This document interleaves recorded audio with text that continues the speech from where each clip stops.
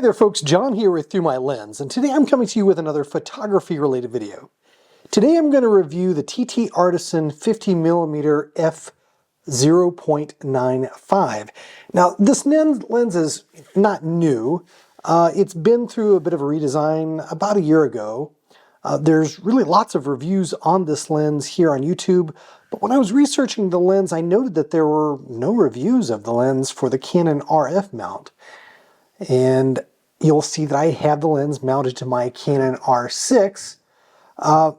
That's because I'm using my Canon R5 to record the video, but all the sample images that you're going to that you'll see here in the video were taken with the lens mounted to my Canon R5. Now, over the past couple of years, I have put together a really nice selection of super high quality Canon glass for the RF mirrorless platform. I have several Canon RF lenses that are in the $2,000 to $3,000 range.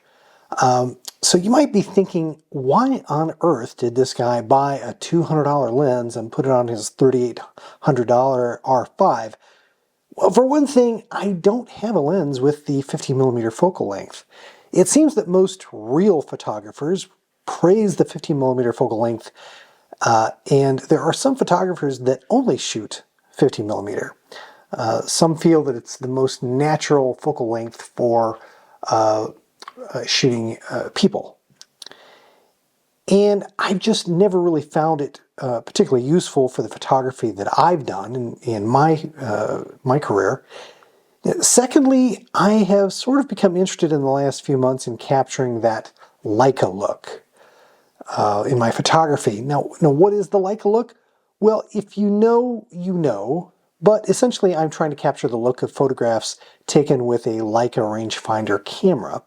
In most cases, you'll see those kinds of photos with an extremely shallow depth of field and with a very contrasty, and in the case of color, very vivid colors that pop. They have sort of a vintage look to them. It's, kind of hard to describe. It's sort of like the senator that was asked to define pornography. He said, "I can't really define it, but I certainly know it when I see it." So the TTArtisan 50mm f/0.95 is in many respects an attempt to produce an inexpensive homage to older manual focus rangefinder lenses. It bears more than a passing resemblance, in my opinion, to some, Voigtlander 50mm rangefinder lenses for the Leica platform. You can definitely see the vintage inspiration in the lens's physical design. It's all metal to include this front lens cap, which is kind of a pain. A lot of people complain about it, and for a good reason. The silvery crenulations or indentations that encircle the lens provide some grip. The front layout of the aperture in the focus ring. Aesthetically speaking, this lens has a lot of charm. I'm not really even sure why the aesthetic appearance of a camera lens matters, but it somehow does, at least to me. And this is a really cool looking lens. I just really like it a lot. It's, for its size, it's a little heavy, but not heavy relative to other Canon RF lenses, which are, let's be honest, absolute beasts. But, based on its appearance alone, I think this lens really punches above its weight class for a lens that only cost me $218 delivered on Amazon. I do have a link in the description box of this video for purchasing. Now, it's a completely manual lens, which is why TTArtisan can get away with producing it on the Canon RF mount without incurring the wrath of Canon, who is currently restricting production of autofocus lenses for the RF mount by third parties. Now note that this lens is described by the manufacturer as being for APS-C cameras. Many of the reviews I checked out on YouTube of this lens for other camera systems were done on full-frame cameras, and none of the reviewers noted any issues due to this being designed for APS-C, and I certainly didn't either using my lens on the Canon R5. Now, I've had the lens for a couple of weeks now, and it's been a typical spring here in Ohio with quite a bit of rain, so I've only had a few good days of good weather to test the new lens. As it happens, we have a new Rottweiler puppy, so a lot of the sample images that you're going to see are of the new puppy Thor, as well as my 10-year-old Rottweiler, Zeus. Okay, first up, we've got some photos that I did take at an aperture of f/0.95, and as you might imagine, it's pretty difficult to get a usable photo in focus at that focal length, but I particularly handheld. But I did get this photo of my puppy Thor, and if you pixel peeped on this particular photo, you would see really the eyes are the only thing that's truly tack sharp in this. Immediately behind the eyes or in front of the eyes is going to be out of focus. But I think the look of this photo is extremely charming. It has that kind of vintage Leica look that I was going for, particularly if in the next photo you'll see I did convert it to black and white, boosted the contrast a bit. Again, this to my eye looks very Leica-like in its execution. Here's another photo that I took at f/0.95, and again, you can see I did manage to get his eye, really sharp, really nice light there.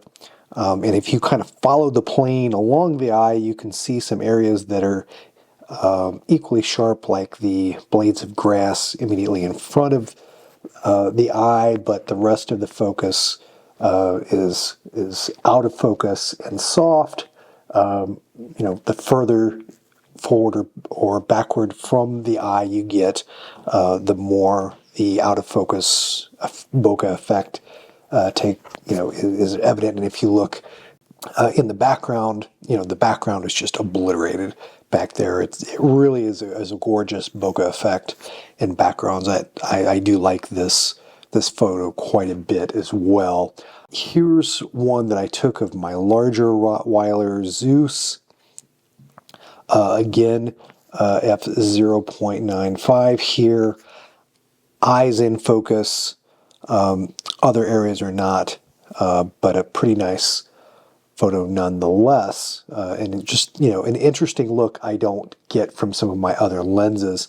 Now, here's a couple of other photos of the dogs where I took it a bit stopped down to maybe f/1.4 or 2. Here's a nice photo of Thor.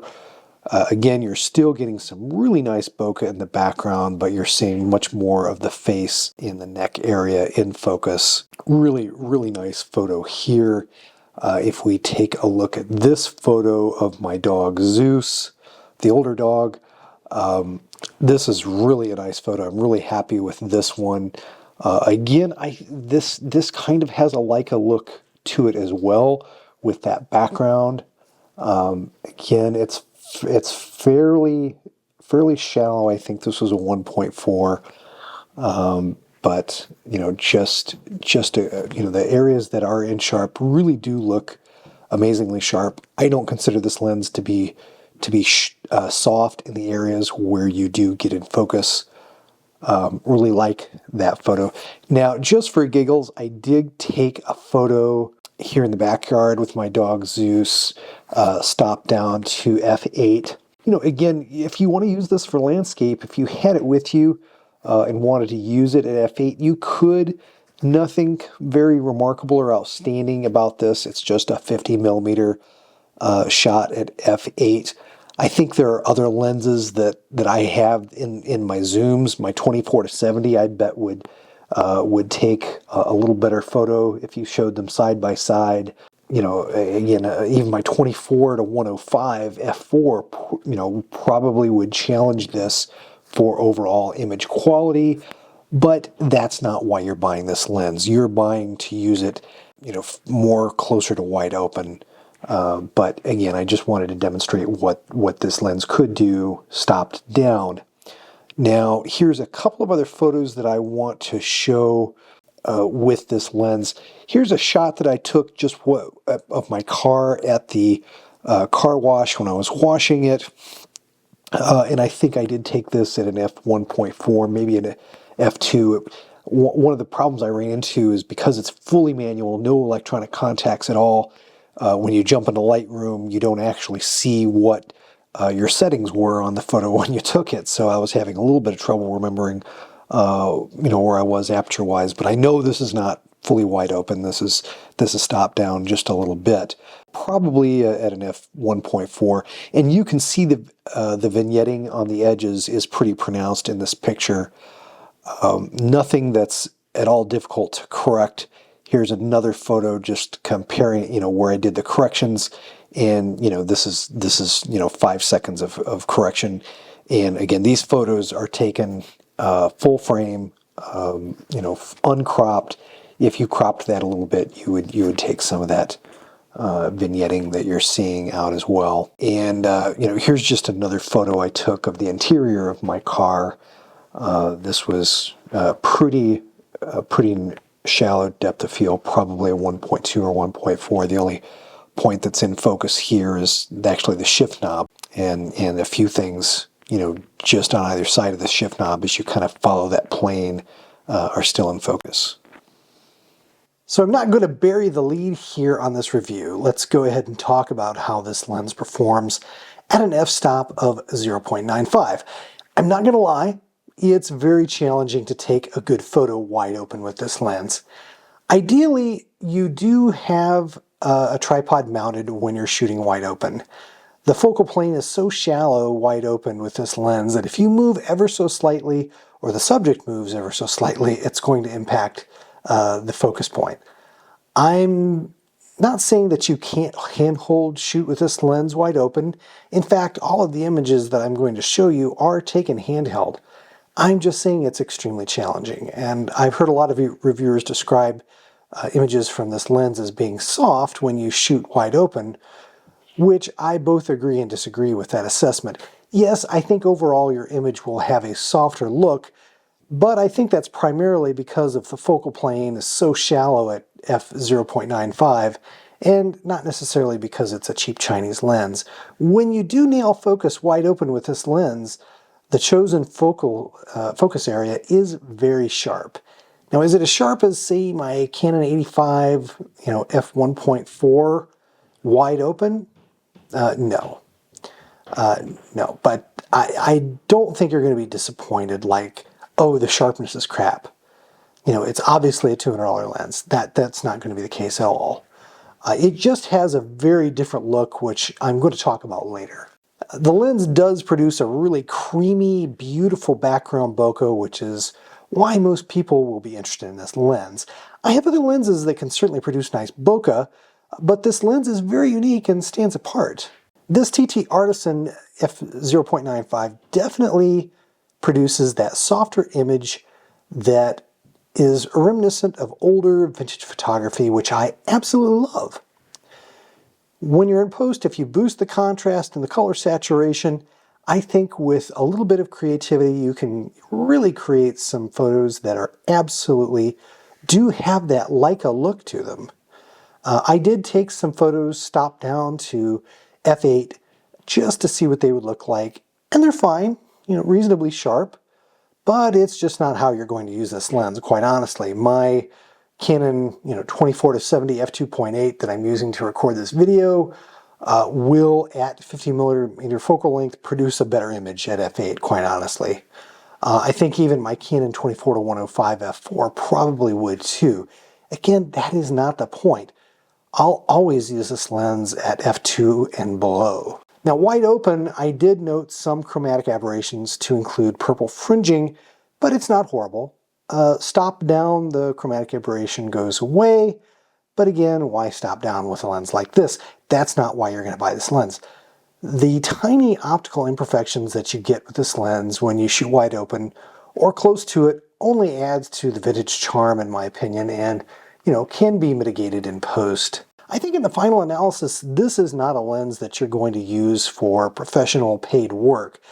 I think this is going to be a lens that you reach for when you want do photography for you. And you'll be able to produce some really outstanding and unique images with this lens. I'm at the stage in my photography career where I simply don't have to take on a lot of paid work. I can be really choosy in that regard. I take photos, I do photography because I like to take photos, and that's a good place to be. And this is an extremely fun lens to play with from that perspective, to experiment with, to step outside your comfort zone, and to try new things, and to do so with the confidence that can only come from spending a couple $100s on a lens. There are other better choices on the Canon RF mount for producing more optically perfect photographs, but if you're chasing a more pure photography experience and trying to really capture a less clinical look to your photography, yes, I'll go ahead and say the Leica look. You won't have to go, you really won't go wrong with this lens. I'm having a ton of fun with it, and I'm learning a lot. There's really no good reason not to, to buy this lens. It may be one of the best bangs for your buck in the entire camera market, particularly if, you're a Canon RF owner, mirrorless owner. Well, there you have it. There's my review of the TTArtisan 50mm f/0.95 lens. I hope you've enjoyed this video. Take care. God bless. We'll see you in the next one. I hope you've enjoyed this production from the Through My Lens YouTube channel. If you did, please click on the like button and do share the video on social media. If you'd like to see more content like it, please do subscribe to the channel, follow me on Instagram and Facebook, and do check out Through My Lens at www.throughmylens.org.